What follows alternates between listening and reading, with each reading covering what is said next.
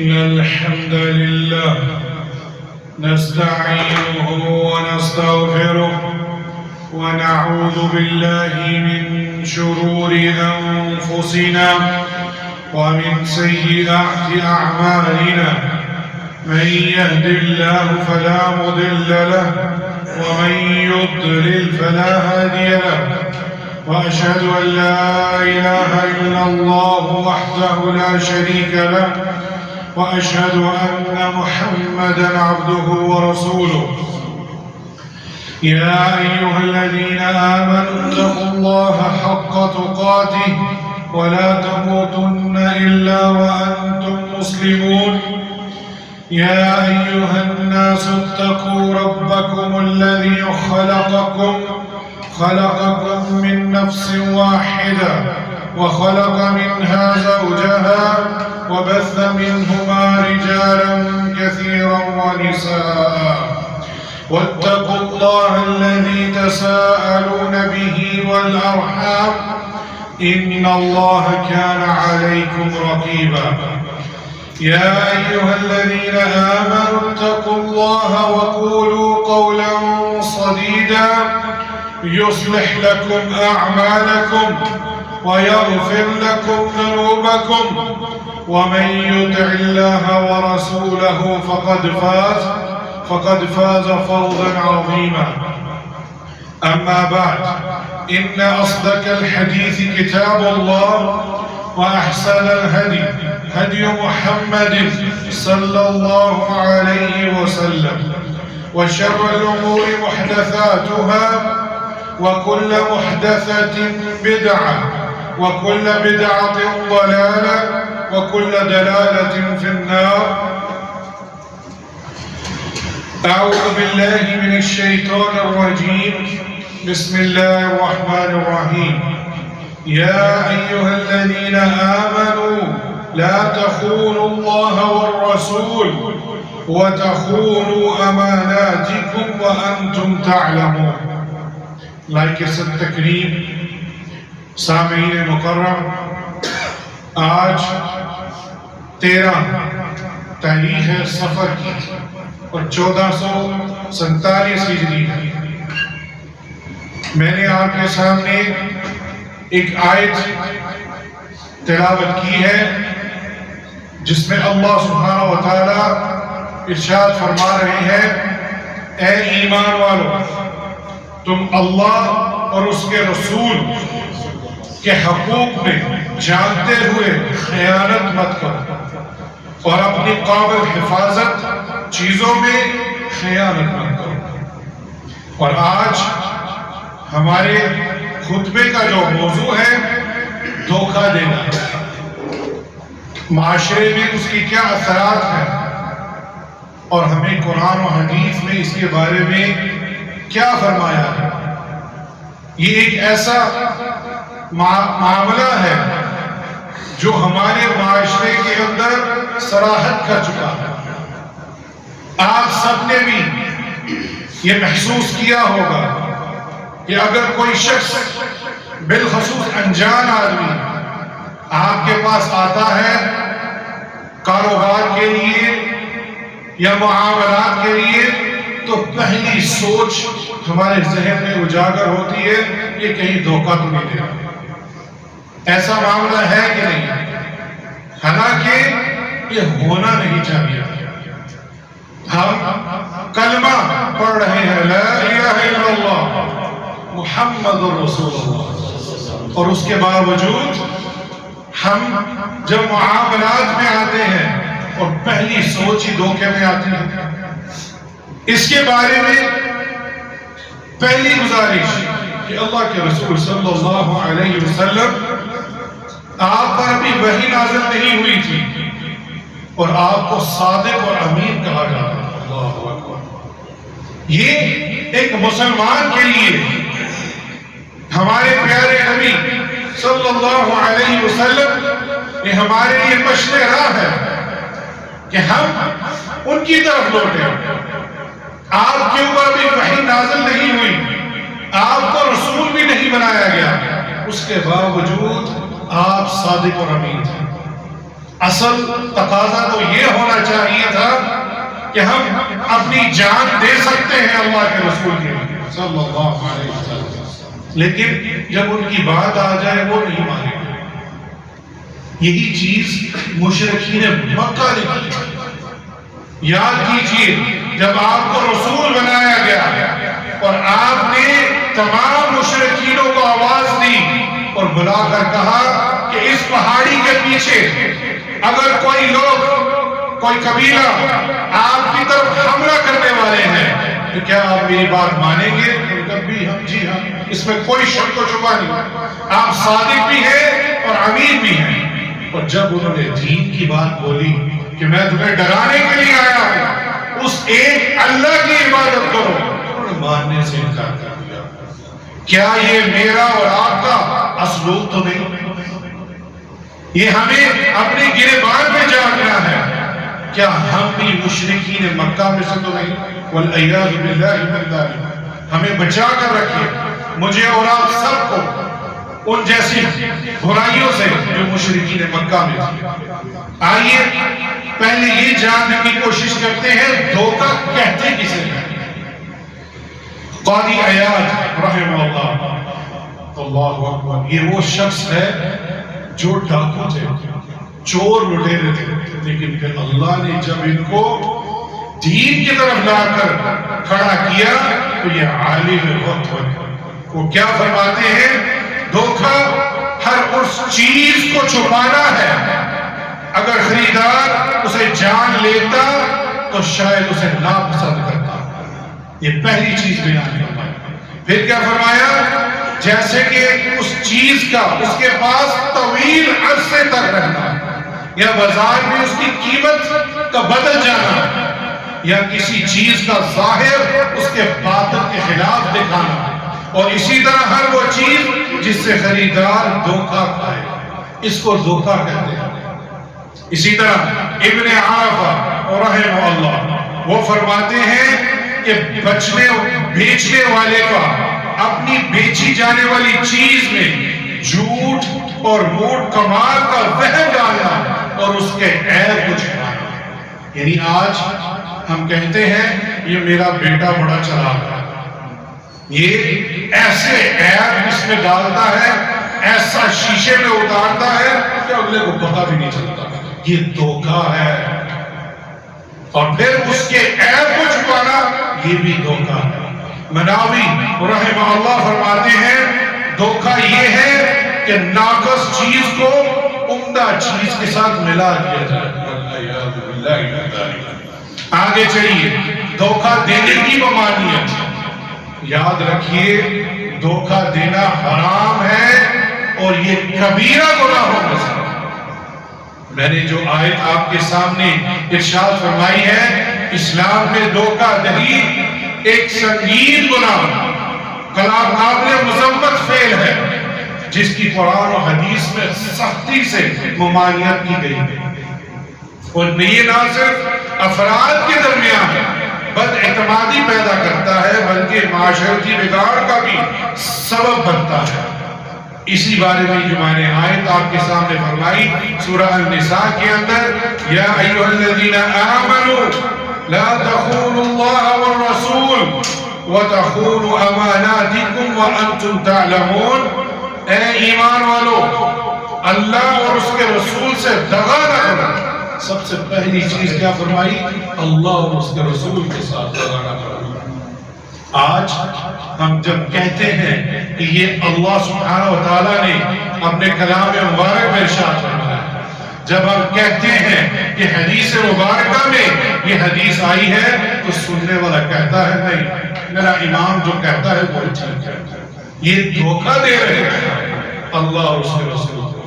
اور پھر وَتَخُونُوا أَمَانَاتِكُمْ وَأَنْتُمْ تَعْلَمُونَ، اور اپنی امانتوں میں دانستہ خیانت مت کرو، اپنی امانتوں کو بھی صحیح بجا لاؤ۔ تو یہ آیت کریمہ ہمیں بتلا رہی ہے کہ دھوکہ دینا چاہے وہ دین میں ہو یا معاشرتی معاملات میں ہو، یہ کبیرہ گناہوں میں سے ہے اور یہ حرام ہے۔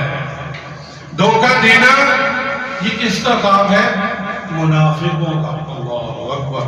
اللہ سبحانہ و تعالیٰ نے منافقین کے بارے میں ارشاد فرمایا ہے یخادعون اللہ والذین آمنوا وما يخدعون الا انفسهم وما يشعرون۔ یہ جو منافق ہیں وہ اللہ اور ایمان والوں کو دھوکہ دیا چاہتے ہیں۔ والذی یخادعون اللہ والذین آمنوا، یہاں دو چیزوں کا ذکر ہے، اللہ اکبر، اللہ کو بھی دھوکہ دے رہے ہیں اور ایمان والوں کو بھی، جبکہ اللہ نے فرمایا حالانکہ وہ حقیقت میں اپنے آپ کو اس دھوکے میں رکھ رہی ہے لیکن انہیں شعور نہیں۔ اسی طرح ایک اور دوسرے مقام پر اللہ سبحانہ و تعالیٰ نے یہی دھوکہ دینے کی جو منافقین کے اندر یہ برائی ہے اس کا ذکر کیا ہے ان المنافقین یخادعون اللہ وهو خادعهم، بے شک منافق لوگ اللہ کو دھوکہ دینے کی کوشش کرتے ہیں حالانکہ اللہ ہی انہیں دھوکے میں ڈالے ہوا ہے۔ ان آیات میں واضح ہوتا ہے دھوکہ دینے والا در حقیقت خود کو نقصان پہنچا رہا ہے، کسی اور کو نہیں۔ اب آئیے اللہ کے رسول صلی اللہ علیہ وآلہ وسلم کی حدیث مبارکہ سے پڑھیں۔ ابو ہریرہ رضی اللہ عنہ اس حدیث کے راوی ہیں، تو یہ حدیث امام بخاری اور امام مسلم لے کر آئے ہیں، متفق علیہ، ذرہ سا بھی شک نہیں اس حدیث میں۔ کیا فرمایا؟ آیت المنافق ثلاث، کہ جو منافق ہے اس کی تین نشانیاں ہیں۔ اذا حدث کذب، جب وہ بولتا ہے بات کرتا ہے تو جھوٹ بولتا ہے۔ وَإِذَا وَعَدَ أَخْلَفَ، جب وعدہ کرتا ہے تو وعدہ خلافی کرتا ہے۔ وَإِذَا تُؤْمِنَ خَانَ، اور جب اس کے پاس کوئی امانت رکھی جائے اس میں خیانت کرتا ہے۔ یہاں میں ایک بات بتاتا چلو اس حدیث کو سامنے رکھتے ہوئے، یہ نفاق عملی ہے۔ اگر کسی شخص کے اندر یہ نفاق پایا جائے وہ اعتقادی منافق نہیں ہے، جس کے بارے میں آیا ہے درکل اسفل من النار، کہ وہ جہنم کی کھائیوں میں ہوں گے، یعنی وہ دائرہ اسلام سے خارج ہوں گے۔ یہ ان منافق کی بات نہیں ہو رہی، یہ منافق کس کی ہو رہی ہے؟ عملی نفاق ہے اس شخص کے اندر، اور وہ عملی نفاق بھی کبیرہ گناہوں میں سے ہے، وہ اس کو اس منافقین کی لسٹ میں اس کی طرف لے کر جا سکتا ہے، لیکن وہ منافق اعتقادی نہیں ہو سکتا، کیونکہ اللہ کے رسول صلی اللہ علیہ وآلہ وسلم کی وحی الہی کے علاوہ ہم کسی کو اعتقادی دائرہ اسلام سے خارج والا منافق نہیں کہہ سکتے۔ یہ عمل کیوں بتا رہا ہوں؟ یہ فہم کر کے جائیے، سمجھ کے جائیے، بغیر کسی کو یہ جانے منافق مت بول دیا کرے کہ یہ دائرہ اسلام سے یا اعتقادی منافق ہے، یہ کہنا درست نہیں۔ یہ حدیث مبارکہ میں آ چکا ہے، ہم انشاءاللہ پھر کبھی اس کے بارے میں ذکر کریں گے۔ تو یہاں یہ عملی نفاق پایا جاتا ہے جو کہ کبیرہ گناہ ہے۔ امام غزالی رحمہ اللہ فرماتے ہیں بے شک دھوکہ دینا حرام ہے اور یہ دل میں تاریکی پیدا کرتا ہے، اور اللہ سبحانہ وتعالیٰ کے ہاں اس سے چہرہ سیاہ ہوتا ہے۔ اللہ اکبر، یہ نفاق پیدا کرتا ہے، عدالت میں اس کی گواہی ساقط کر دی جاتی ہے اور برکت کو اٹھا لیا جاتا ہے۔ یہ دھوکہ جس کو ہم نے عام سمجھا ہوا ہے، بالکل عام، جس نے دھوکہ دیا وہ ہم میں سے نہیں ہے۔ اس نے فرمایا اللہ کے رسول صلی اللہ علیہ وسلم۔ یہ خلاصہ سب کی یہ حدیث، سیدنا ابو ہریرہ رضی اللہ عنہ اس حدیث کے راوی ہیں کہ اللہ کے رسول صلی اللہ علیہ وسلم بازار میں سے گزرے اور غلے کی ایک ڈیری کے پاس سے گزرے تو آپ نے اپنا ہاتھ اس کے اندر ڈالا، اور جب آپ نے اس غلے میں جو گندم تھی اس کے اندر ہاتھ ڈالا وہ گیلا ہو گیا، آپ کی انگلیوں پر پانی لگا، آپ نے اس کی نمی محسوس کی تو آپ نے فرمایا غلے کے مالک سے یہ کیا ہے؟ ما هذا یا صاحب الطعام، یہ مال کے جو مالک ہے تم، یہ کیا ہے؟ تو اس نے عرض کی اے اللہ کے رسول بارش کی وجہ سے یہ گیلا ہو گیا تھا، صلی اللہ علیہ وسلم کو فرما رہا ہے۔ اور پھر کیا کہتا ہے؟ میں نے اس کو گیلی چیز کو نیچے رکھ دیا اور سوکھی چیز کو اوپر رکھ دیا تاکہ یہ میرا مال مل جائے۔ آج بھی ایسا ہوتا ہے. اور اللہ کے رسول صلی اللہ علیہ وآلہ وسلم نے کیا فرمایا؟ آپ نے فرمایا تو تم نے اسے بھیگے ہوئے غلے کو اوپر کیوں نہ رکھا؟ اللہ اکبر. تاکہ لوگ اسے دیکھ لیتے. جس نے دھوکہ دیا وہ مجھ سے نہیں ہے. اللہ اکبر. یہ حدیث کس نے فرمائی ہے؟ من غش فلیس منی. اللہ سبحانہ وتعالیٰ کے رسول نے اس سے اپنا تعلق دور کر لیا ہے. وہ ہم میں سے نہیں ہے. جو شریعت نے ہمیں احکامات نازل کیے ہیں بذات مسلمان ہونے کے، وہ ہم میں سے نہیں ہے. اللہ اکبر. یہ ایک شخص یہ یاد کر لیا، فمن غش فلیس منی. اللہ کے رسول صلی اللہ علیہ وسلم جب بھی معاملات کرے یہ حدیث آپ کی کانوں میں ہونی چاہیے. فمن غش فلیس منی. جس نے دھوکہ دیا وہ ہم میں سے نہیں ہے. اور ایک اور روایت ہے ومن غشنا فلیس منا. یہ جمع کے سیغے کے ساتھ جس نے دھوکہ دیا وہ ہم میں سے ہی نہیں ہے. یہ حدیث بہت مبارک حدیث ہے. تجارتی معاملات میں شفافیت، ایمانداری کا اعلیٰ ترین مثال قائم کر دی ہے کہ اللہ کے رسول صلی اللہ علیہ وآلہ وسلم نے یہاں خود ارشاد فرما دیا. اور یہاں حاکم وقت کو بھی یہ خیال کرنا چاہیے. ہم ان سے بھی گزارش کرتے ہیں کہ آپ بھی اللہ کے رسول صلی اللہ علیہ وآلہ وسلم کے طریقے پر چلتے ہوئے بازاروں میں، مارکیٹوں میں آ کر ان دکانداروں کو چیک کیا، ان کو دیکھا کریں کون دھوکہ کر رہا ہے کون دھوکہ نہیں کر رہا.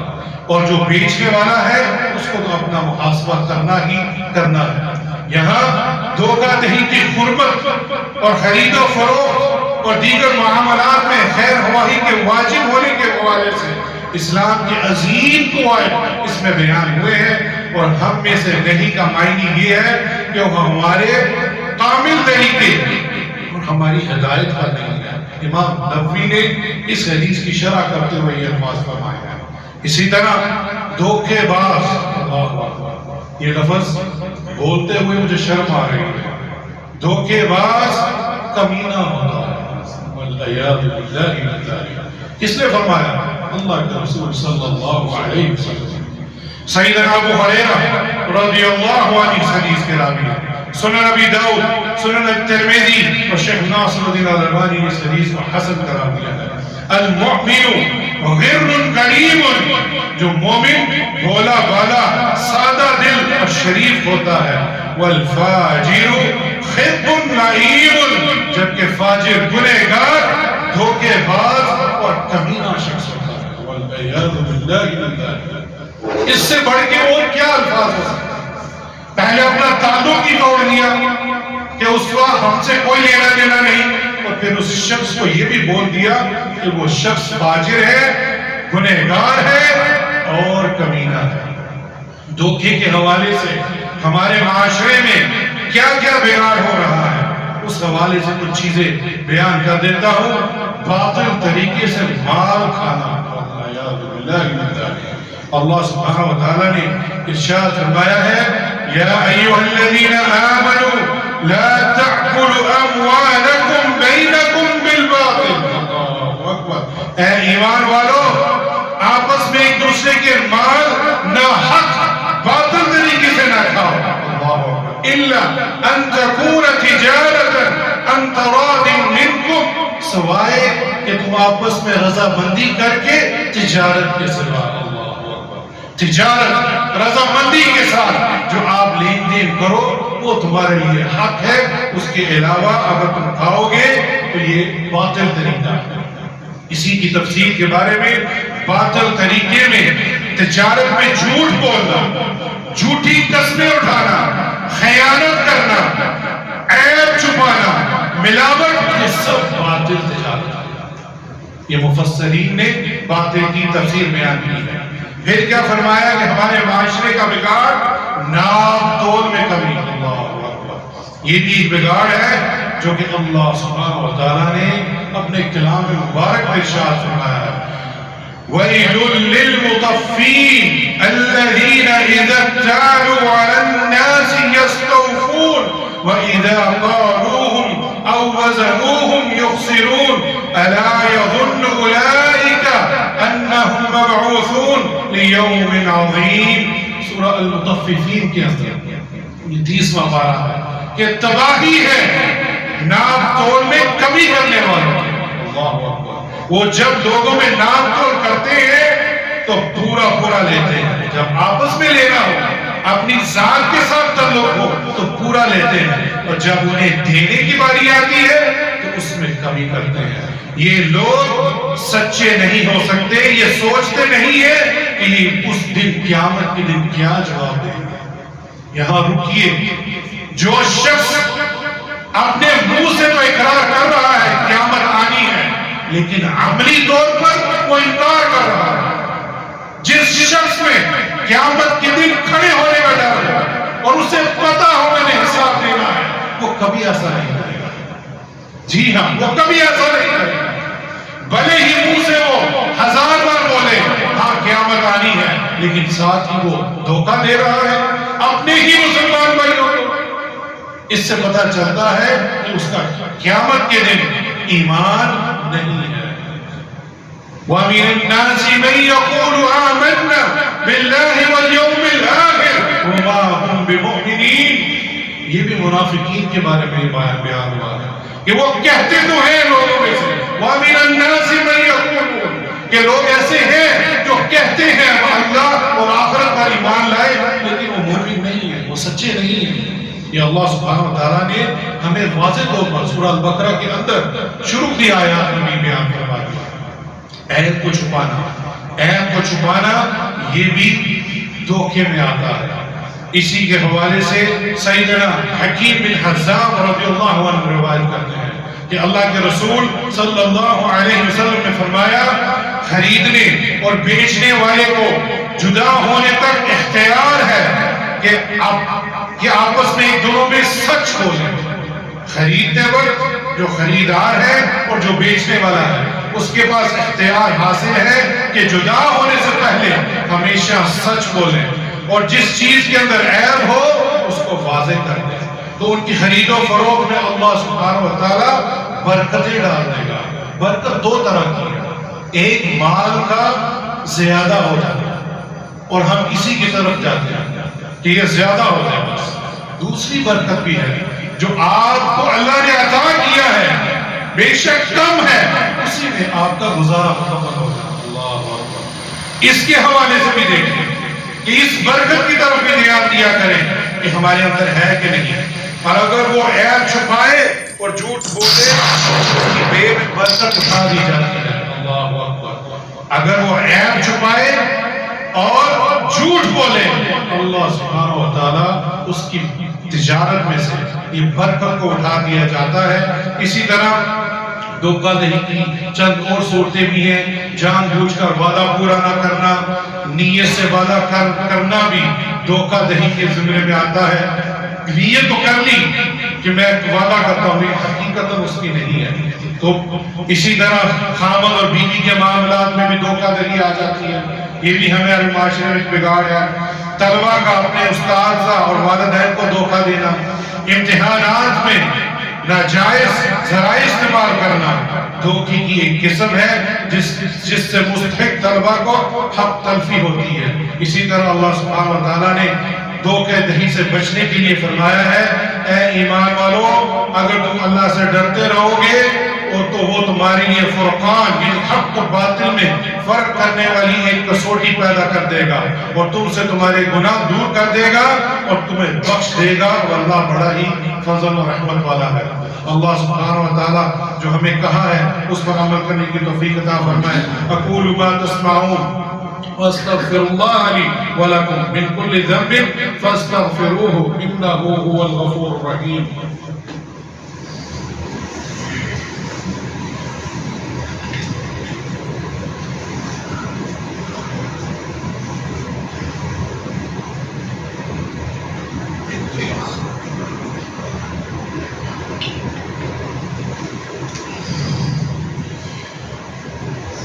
الحمدللہ والصلاة والسلام علی رسول اللہ، اما بعد۔